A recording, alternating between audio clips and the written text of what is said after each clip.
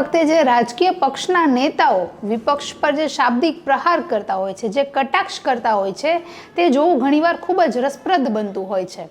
બનાસકાંઠાના કોંગ્રેસના ઉમેદવાર ગેનીબેન ઠાકોરે ભાજપના નેતા શંકરસિંહ ચૌધરી પર કંઈક આવા જ આક્રમક મિજાજમાં શાબ્દિક પ્રહારો કર્યા છે.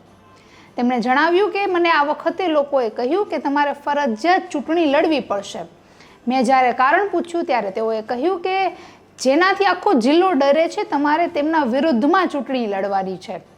લોકશાહી પૈસાથી ખરીદી નથી શકાતી, તે માટે જ મેં આગેવાનોના જે આગ્રહ છે તેને સ્વીકાર કર્યો અને ચૂંટણી લડવાનો નિર્ણય કર્યો. નમસ્કાર, આપની સાથે હું છું જાનવી.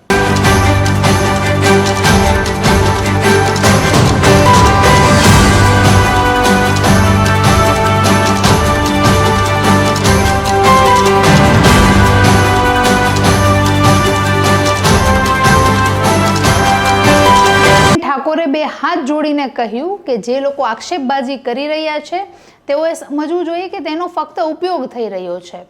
તેઓને બોલવા માટે આગળ કરાઈ રહ્યા છે. સાથે જ તે જે બોલી રહ્યા છે તેમાં કેટલું તથ્ય છે તે અંગેની પણ ચકાસણી કરવી જોઈએ.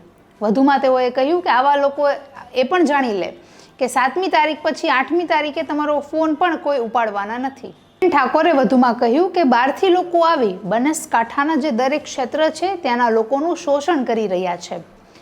બનાસ ડેરીના સંચાલકો ડેરીમાં જ ડ્રાફ્ટિંગ કરાવે છે કે પ્રજાપતિ સમાજ વિશે શું બોલવું, દલિતો વિશે શું નિવેદન આપવા કે પછી બ્રાહ્મણ સમાજના લોકો વિશે શું શબ્દોનો ઉપયોગ કરવો તે અંગેના બધા જ નિર્ણયો લે છે. તેને પાલનપુરમાં સભાને ગજવતા ક્ષત્રિય સમાજને કહ્યું કે તમારી સામે 5 થી 10 FIR થાય તો પણ તમે લડવાની તૈયારી રાખજો. તમને એ લોકો ડરાવશે, ધમકાવશે તો તેમને કહી દેજો કે તમારું શાસન કાયમના માટે ટકવાનું નથી.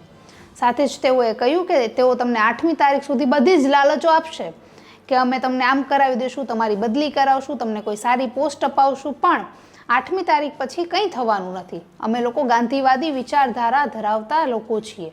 સભામાં ગેનીબેને જે હુંકાર કર્યો છે અને ક્ષત્રિય સમાજના જેટલા પણ લોકો હતા અને આગેવાનો હતા તેમણે પોતાનું સમર્થન અને ટેકો છે તેવું જાહેર કર્યું છે. હવે એ ગેનીબેનને લોકોનું કેટલું સમર્થન અને ટેકો આ ચૂંટણી દરમિયાન મળશે તે જોવું ખૂબ અગત્યનું રહેશે. નમસ્કાર.